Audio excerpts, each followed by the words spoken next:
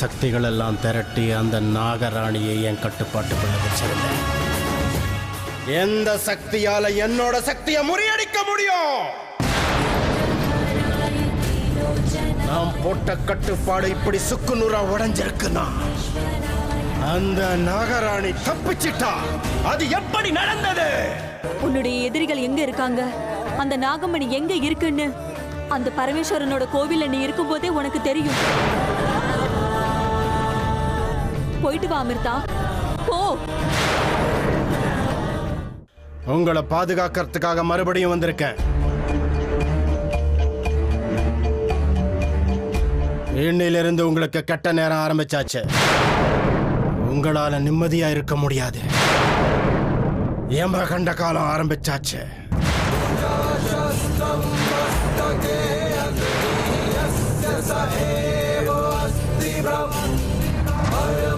பாபா, யமகண்ட காலமா? தவத்துல உட்காந்து உங்களுக்கு தோணுச்சா? இன்னும் 2 வருஷம் தான், அதுக்கப்புறம் எல்லாமே முடிஞ்சுதா? எந்த ஆபத்து இருக்காது இல்ல?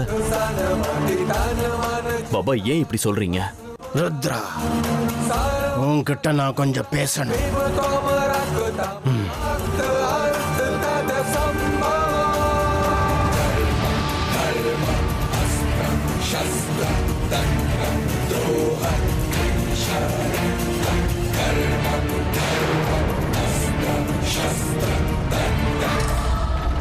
என்னாச்சு பாபா? 12 வருஷம் தவம் பண்ண போறதா சொன்னீங்க. இன்னையோட 10 வருஷம் தான் முடிஞ்சிருக்க. 10 வருஷத்துல உங்க தவம் முடிஞ்சிருச்சா பாபா? என்னுடைய தவத்துல தடை ஏற்பட்டுடுச்சு ருத்ரா. தெய்வ சக்தியோட ராவணன் கையில இருந்த சிவனுடைய ஆத்மலிங்கம் எப்படி அவன் கையை விட்டு போச்சோ, அதே மாதிரி உன் மனசுக்குள்ள பயம் வந்திருக்கணுமே. நீங்க இருக்கும்போது எனக்கு எதுக்காக பயம்? உங்க தவம் எப்படி தடைப்பட்டு போச்சுன்னு மனசுக்குள்ள யோசிச்சுட்டே இருந்த, அவ்வளவுதான். இச்சாதாரி அந்த நாகராணி என்னுடைய கட்டுப்பாட்டில் இருந்து தப்பிச்சு போயிட்டா. நாகராஜனை கொண்டவனை பழி வாங்கறதுக்காக அவன் மனசுக்குள்ள இருந்த பழி உணர்ச்சி இன்னும் அதிகமாயிடுச்சு. உங்க சக்தி எல்லாத்தையும் பயன்படுத்தி 12 வருஷம் அந்த நாகினியை உங்க கட்டுப்பாட்டுக்குள்ள வைக்கிறதா சொன்னீங்க. அப்படி இருக்கும்போது அந்த நாகினி எப்படி தப்பிச்சு போனா? தோஷம். 10 வருஷம் என் கட்டுப்பாட்டுக்குள்ள முழுசா இருந்தா அவன். ஒருவேளை என்ன மாதிரியே அவளும் தவம் செஞ்சு பல சக்திகளை பெற்றிருக்கலாம். பிராணிகளுக்கும் பட்சிகளுக்கும் நாகப்பாம்புகளுக்கும் தெய்வத்தோட சக்தி ரொம்ப சுலபமா கிடைச்சிடும். நீங்களும் உங்க தாயத்து இருக்கிற வரைக்கும் எனக்கு எதை பத்தி பயம் இல்ல பாபா. 10 வருஷம் நல்லபடியா முடிஞ்சிருச்சு. நான் இன்னும் உயிரோட இருக்கேன்னா அது நீங்க கொடுத்த தாயத்தால தான் பாபா. உங்களால தான் பாபா. இன்னும் 2 வருஷம் எந்த ஆபத்து இல்லாம நான் உயிரோட இருப்பேன்னு எனக்கு நம்பிக்கை இருக்க. நீங்க இருக்கீங்கல்ல? உன்னுடைய பாதுகாப்புக்கு நான் இருக்கேன் ருத்ரா. ஆனாலும் அதுக்காக நீ அலட்சியமா இருந்துடக்கூடாது.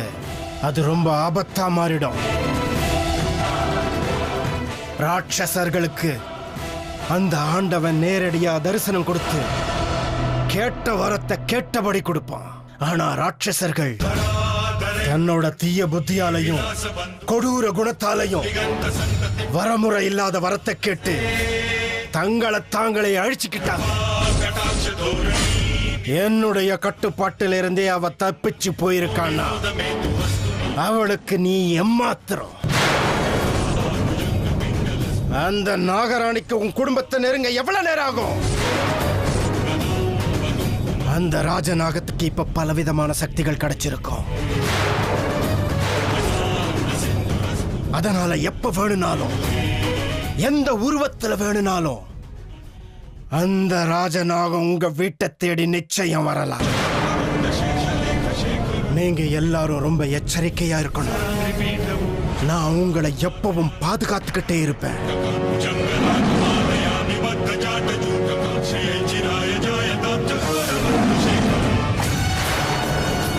அந்த ராஜநாகம் என்னுடைய கட்டுப்பாட்டில் இருந்து தப்பிச்சு போயிட்டா.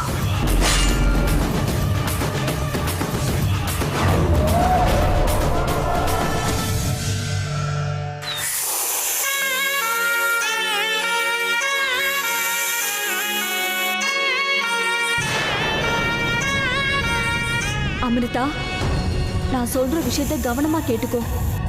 ஆண்டவங்கிட்ட இருந்து உனக்கு கிடைச்ச வரமோ ஆயுதத்தையோ இப்போதைக்கு உன்னால உபயோகப்படுத்தவே முடியாது. அந்த பரமேஸ்வரனோட அனுகிரகத்துல நீ விடுதலையானது உண்மைதான். ஆனா இத்தனை வருஷம் நீ செஞ்ச தவத்துக்கு பலன் கிடைக்கணும்.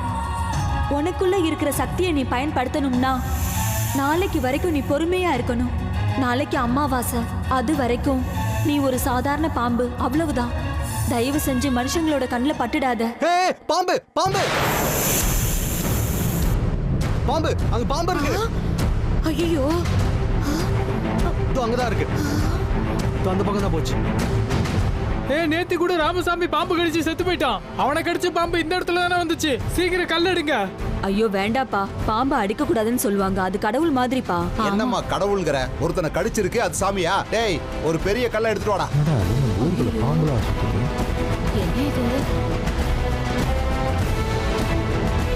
டேய், எங்கடா? எங்க போச்சு? பாரு, எல்லாரும் நல்லா தேடுங்கப்பா. இங்க தான் இருந்துச்சு. எங்க போச்சு? அந்த பக்கம் தான் போச்சு. நல்லா பாரு. தேடுங்க. இங்க தான். ஒருவேளை இந்த பக்கம் பாரு. இந்த பக்கம் தான் போச்சு. தேடுங்க, இந்த தேடுங்க. பக்கம் பாரு, இந்த பக்கம் தேடு.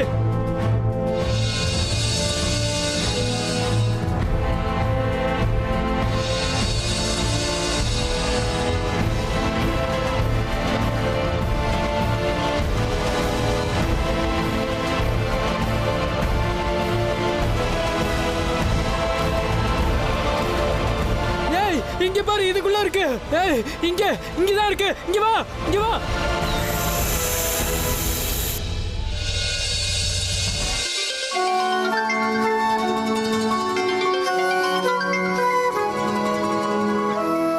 ஹலோ, என்ன எங்க இருக்க? ஆமாமா, இன்னைக்கு சர்ப்பசாந்தி ஹோமம் இருக்குன்னு எனக்கு நல்ல ஞாபகம் இருக்கு. ஞாபகம் இருக்கிறவன் வீட்டை விட்டு பேண்டு அவசரமா வெளியில போன.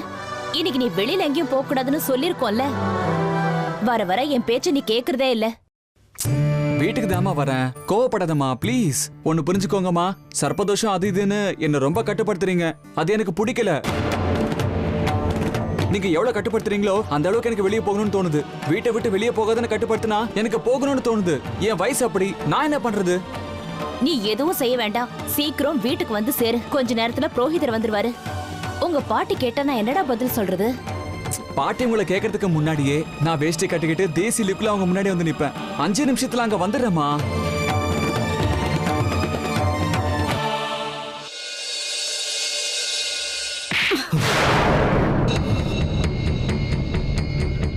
பாபா உன்கிட்ட சொன்னதையெல்லாம் நான் கேட்டுக்கிட்டு தான் இருந்தேன்.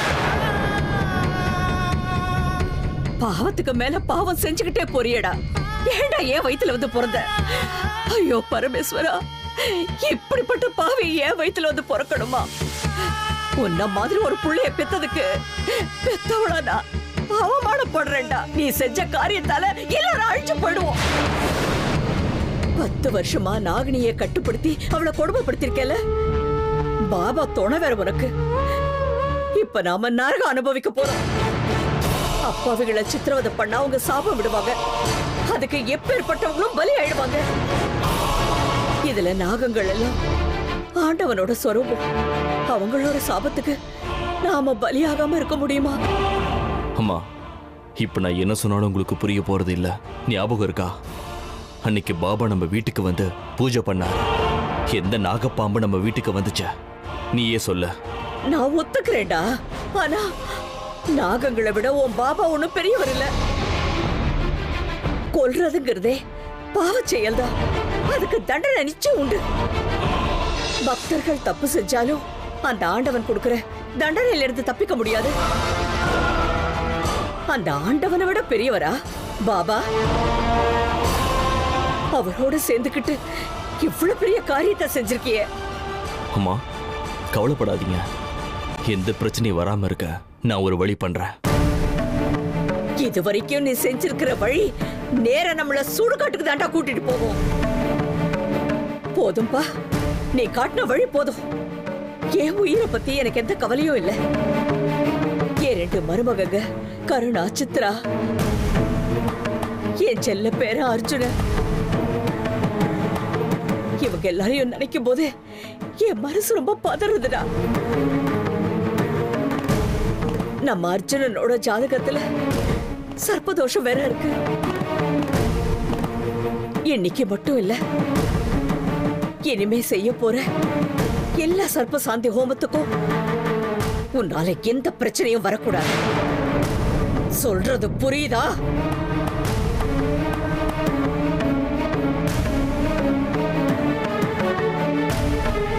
பூண்டை இடிச்சு இந்த ஓட்டைக்குள்ள போட்டுட்டா மூச்சடிச்சு பாம்பு அங்கேயே செத்துரும். அதுக்கு ஒரு 5-6 கிலோ பூண்டு தேவைப்படும். கொண்டு வருவா. எனக்கு என்னவோ சந்தேகமா இருக்கு. பூண்டோட வாசனைக்கு பாம்புங்க செத்து போயிடும்னா உலகத்துல பாம்பே இருக்காது. அப்ப நாம ஒண்ணு பண்ணலாமா?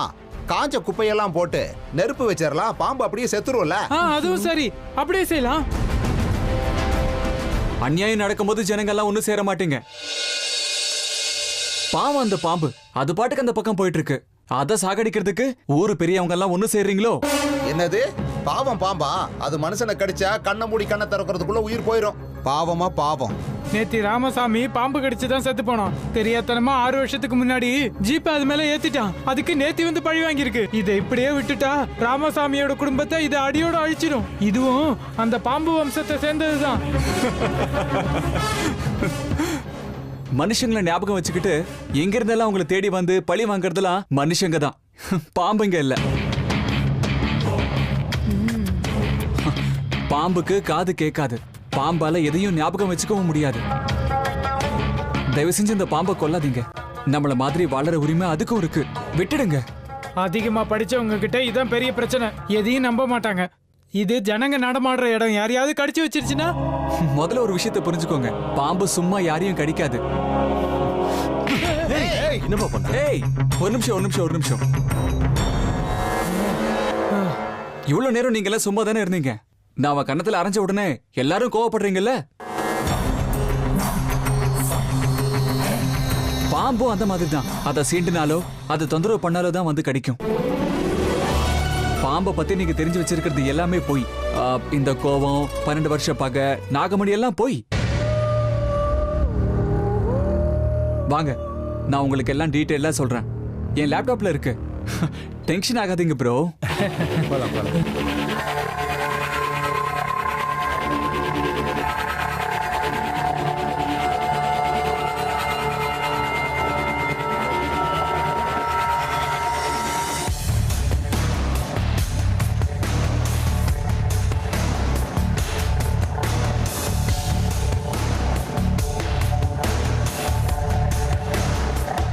பாம்பை கொன்னீங்கன்னா போலீஸ் உள்ள தள்ளிடும். சொல்றது புரியுதா? நீங்களும் வாழுங்க, எல்லாரையும் வாழ விடுங்க. போங்க. சொல்றேன்ல போங்க. இல்ல ஃபாரஸ்ட் டிபார்ட்மெண்ட் ஆளுங்களை கூப்பிட வேண்டியதா இருக்கும். போங்க.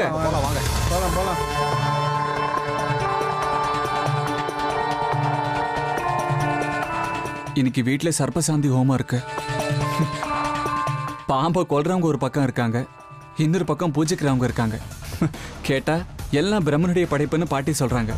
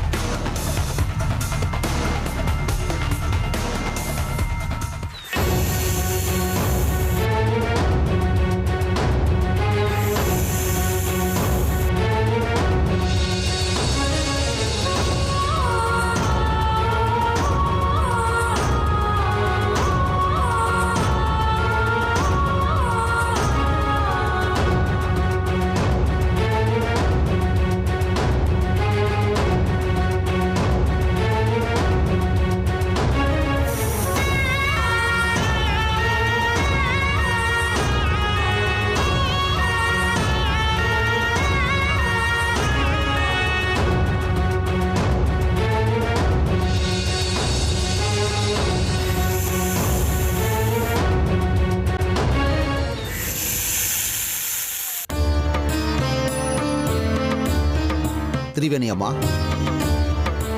எங்க உங்க பேரன் அர்ஜுன? இங்க பாருங்க, நல்லது நடக்கணும், சர்ப்பதோஷத்துக்கு பரிகாரம் கிடைக்கணும்னா நல்ல நேரத்துல வந்து உட்காரணும். எல்லா விஷயமும் நம்ம இஷ்டத்துக்கு செய்ய முடியாது. இத பாருங்க, எந்த நேரத்துல எந்த வேலையை செய்யணுமோ அதை செஞ்சே ஆகணும். முகூர்த்தம் முடியறதுக்குள்ள அர்ஜுனன் கண்டிப்பா வந்துருவாங்க. தயவு செஞ்சு மன்னிச்சிடுங்க. மன்னிக்க வேண்டியது நான் இல்லம்மா, சர்ப்பராஜா. இங்க பாருங்கம்மா, வருஷத்துல ஒரே ஒரு நாள் தான் இந்த ஹோமம் பண்றீங்க. அந்த ஒரு நாள் அவனால வீட்டில் இருக்க முடியாதா? இந்த காலத்து பசங்க ஏன் இப்படி இருக்காங்களோ? இது ரொம்ப நல்ல நேரம். இதை விட்டுட்டா பிரச்சனை ஆயிடும். ஹேமா, இன்னொரு வாட்டி ஃபோன் பண்ணி பாரு.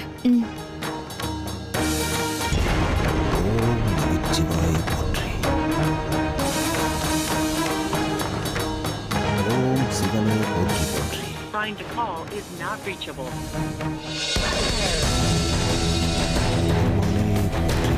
Trying to call is not reachable.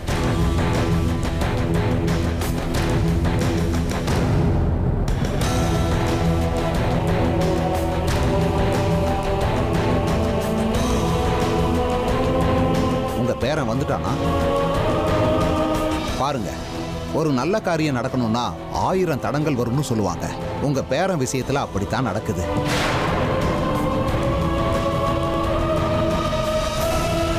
இத பாருங்க, இன்னும் 2 நிமிஷம் தான் இருக்கு. அதுக்குள்ள அவன் வந்தா நல்லது.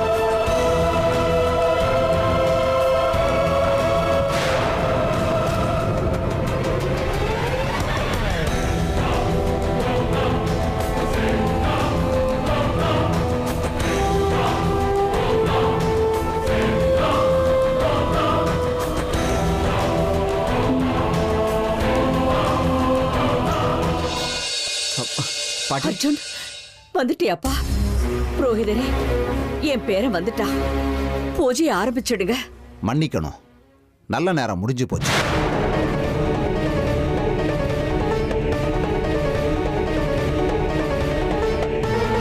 இதுக்கு மேல இவனை பூஜை பண்ண வச்சா அது தப்பு, அபச்சாரம் ஆயிடும். இதுக்கு மேல இந்த பூஜையை பண்ண முடியாது. யமகண்ட நேரத்துல யாரும் நல்ல காரியத்தை ஆரம்பிக்க மாட்டாங்க. கெட்ட நேரத்துல யாரும் எந்த பூஜையும் பண்ண மாட்டாங்க.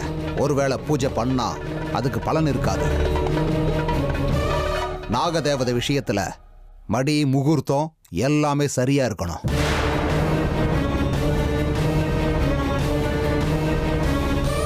கெட்ட நேரம் ஆரம்பிச்சதுக்கு அப்புறம் தோஷம் இருக்கிறவங்களோட மனசை தீய சக்திகள் ஆக்கிரமிக்க முயற்சி பண்ணும். 12 வருஷம் ஹோமம் பண்ணணும், பூஜை பண்ணணும், நடுவுல எந்த தடங்களும் வரக்கூடாதுன்னு சொன்னீங்க. இப்ப என்னடானா ஹோமம் பூஜை ரெண்டுமே அரைகுறையா நின்னு போச்சு. புரோகிதரே, நீங்க சொல்றதெல்லாம் கேட்கும் போது எனக்கு ரொம்ப பயமா இருக்குங்க. உண்மையத்தாமா சொல்றேன். என் அனுபவத்துல எனக்கு தெரிஞ்சதை சொல்றேன். சாஸ்திரப்படி தான் நான் சொல்றேன். 10வது வருஷம் இன்னியோட முடியுது புரோகிதரே. சாயந்தரத்துக்குள்ள ஏதாவது நல்ல முகூர்த்தம் இருந்தா பாருங்களேன். எல்லாத்துக்கும் பரிகாரம்னு ஒண்ணு இருக்கும் இல்லையா? உங்களை கையெடுத்து கும்பிடுறேன்.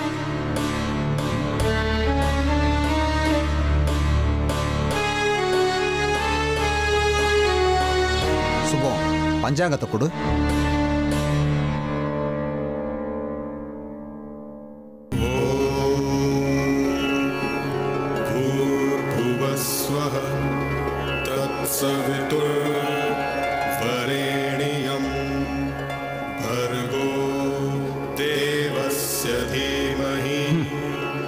மன்னிக்கணும், எந்த நல்ல நேரமும் இல்லை.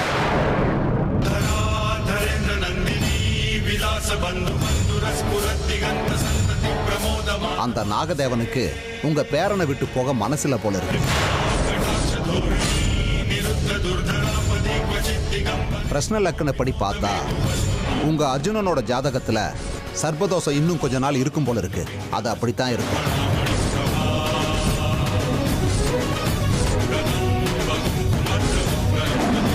சர்ப்பதோஷங்கிறது சாதாரண தோஷம் இல்ல. நாக தேவதைகளோட விஷயத்துல அலட்சியம், விளையாட்டுத்தனம் இருக்கவே கூடாது.